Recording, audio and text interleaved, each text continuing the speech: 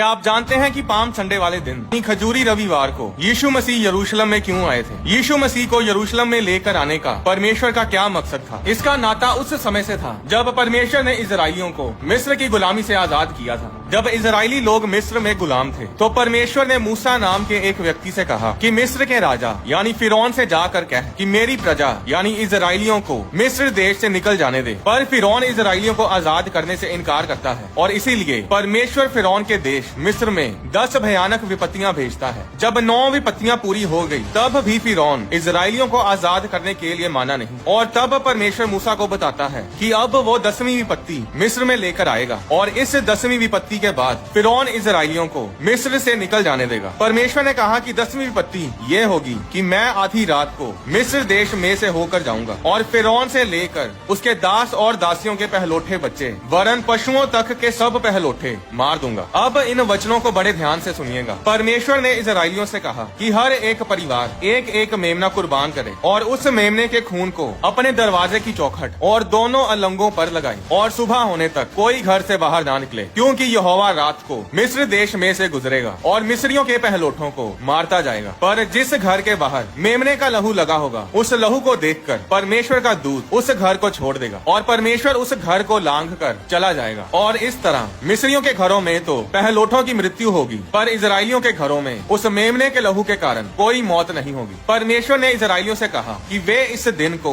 एक पर्व, एक त्योहार की तरह हमेशा के लिए मनाएं, ताकि जब उनके बच्चे उनसे पूछें कि ये सब क्या है, मेमने को कुर्बान क्यों किया जाता है, तो उस समय इजराइली अपने बच्चों को इस दिन के बारे में बताएं कि इस दिन यहोवा परमेश्वर ने इजराइलियों के घरों को लांघ कर मिस्रियों के सब पहलोठों को मार गिराया था। इसलिए इस पर्व को लांघन पर्व या फसह का त्योहार यानी पास ओवर कहते हैं। निर्गमन अध्याय 12 में परमेश्वर मूसा को बताता है कि कौन से महीने के कौन से दिन इस पर्व, इस त्योहार को मनाया जाए। परमेश्वर ने मूसा से कहा कि साल के पहले महीने के 10वें दिन इजरायली लोग अपने अपने घर के लिए एक मेमना लेकर आएंगे और फिर उस महीने के 14वें दिन तक उसे अपने घर पर रखेंगे और फिर उस शाम को उसे कुर्बान कर देंगे। अब इसी रीति के अनुसार इजराइल में हर साल फसह का पर्व मनाया जाता था और उस दिन 2.5 से 3 लाख मेमने कुर्बान कर दिए जाते थे और इसीलिए चरवाहे लाखों की गिनती में मेमनों को पहले महीने के 10वें दिन को यरूशलेम में लेकर आया करते थे और सब लोग अपने अपने परिवार के लिए मेमने को अपने घर में लेकर जाते थे, जिसे वो कुछ दिन बाद यानी फसह के दिन कुर्बान कर देते थे। जिस दिन चरवाहे मेमनों को यरूशलेम में लेकर आते थे और लोग उन मेमनों को अपने घर लेकर जाते थे, उस दिन को मेमनों का दिन बोला जाता था। क्या आप जानते हैं कि जिस पाम संडे वाले दिन यीशु मसीह ने यरूशलेम में प्रवेश किया था वो दिन मेमनों का था। जब यीशु मसीह यरूशलेम में प्रवेश कर रहे थे तो उसी समय चरवाहे भी अपने मेमनों को लेकर यरूशलेम में प्रवेश कर रहे थे। यूहन्ना अध्याय 1 उसकी 29 आयत में यूहन्ना बपतिस्मा दाता ने यीशु मसीह के बारे में कहा था कि यीशु मसीह परमेश्वर का मेमना है जो संसार के पाप उठा ले जाता है। पाम संडे को पाम संडे इसलिए बोलते हैं क्योंकि लोग उस दिन पाम की डालियां लेकर यीशु मसीह का स्वागत कर रहे थे, पर उससे पहले यहूदी लोग उस दिन को मेमनों का दिन बोलते थे। उस पाम संडे वाले दिन यहूदी लोग अपने अपने मेमने को अपने घर लेकर आ रहे थे और परमेश्वर भी अपने मेमने यानी यीशु मसीह को अपने घर लेकर आया। यरूशलेम में प्रवेश करते ही यीशु मसीह सीधा परमेश्वर के भवन में आए। परमेश्वर अपने मेमने को अपने घर में लेकर आया और जिस तरह मेमने को घर लेकर आने के बाद उसे फसह के त्योहार के दिन कुर्बान किया जाता था, उसी तरह परमेश्वर ने अपने मेमने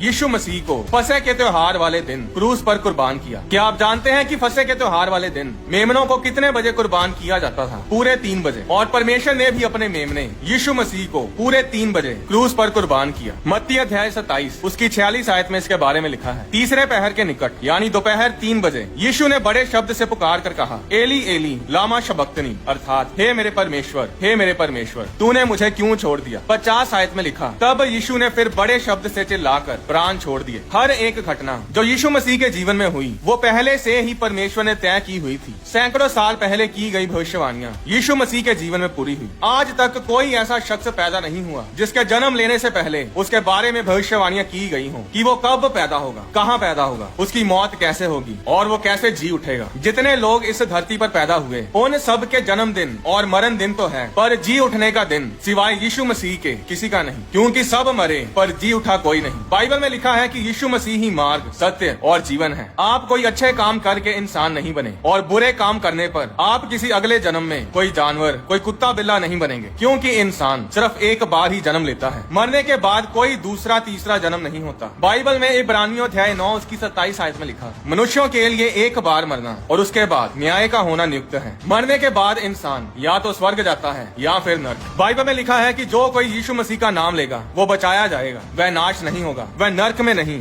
बल्कि स्वर्ग में परमेश्वर के साथ हमेशा के लिए जीवित रहेगा। यीशु मसीह को ग्रहण करना है या नहीं, ये हम सब की अपनी अपनी चॉइस है। परमेश्वर ने हम सबको अपनी मर्जी के मालिक बनाया है। परमेश्वर अपनी मर्जी किसी के ऊपर नहीं थोपता और यही कारण है कि आज इस दुनिया में कोई तो अच्छे काम करता है और कोई बुरे काम करता है, पर परमेश्वर नीचे आकर उन लोगों के हाथ नहीं पकड़ता, लोगों को बुरे काम करने से नहीं रोकता, क्योंकि परमेश्वर ने हम सबको अपनी मर्जी दी है। जिसके जी में जो आता है वो कर सकता है। कोई भी जबरदस्ती किसी के ऊपर अपना विश्वास, अपने विचार नहीं थोप सकता। अब फैसला आपको करना है कि आपने कहाँ जाना है, आपने कौन सा रास्ता चुनना है। अगर आप यीशु मसीह को अपना उद्धार करता ग्रहण करना चाहते हैं तो आपको कोई रीति रिवाज करने की जरूरत नहीं। आप अभी इसी समय यीशु मसीह को अपना उद्धार करता ग्रहण कर सकते हैं और परमेश्वर के साथ मेल मिलाप कर सकते हैं। आपको सिर्फ ये छोटी सी प्रार्थना मेरे साथ करनी है। इस प्रार्थना को मेरे साथ बोलें। कहें, प्रभु यीशु मसीह, मैं मानता हूँ कि मैंने पाप किए हैं और मैं अपने पापों से तौबा करता हूँ और दोबारा पाप ना करने का वायदा करता हूँ। प्रभु यीशु मसीह, आप मेरे दिल में आए, मैं आपको अपना उद्धार करता, अपना सेवियर ग्रहण करता हूँ। आमीन। अगर आपने ये प्रार्थना मेरे साथ की है तो कांग्रेचुलेशंस, आपने सैल्वेशन को, उद्धार को पा लिया है। अब आप आदम के श्राप से आजाद हो चुके हैं। परमेश्वर में बढ़ने के लिए और परमेश्वर के बारे में और जानने के लिए किसी आत्मिक चर्च का हिस्सा बने। अगर आप बाइबल नहीं ले सकते तो आप अपने फोन के ऊपर बाइबल ऐप डाउनलोड करके भी बाइबल को पढ़ सकते हैं। सुसमाचार को फैलाने के लिए आप इस वीडियो के नीचे लाइक बटन पर क्लिक जरूर करें ताकि यूट्यूब इस वीडियो को ज्यादा से ज्यादा लोगों तक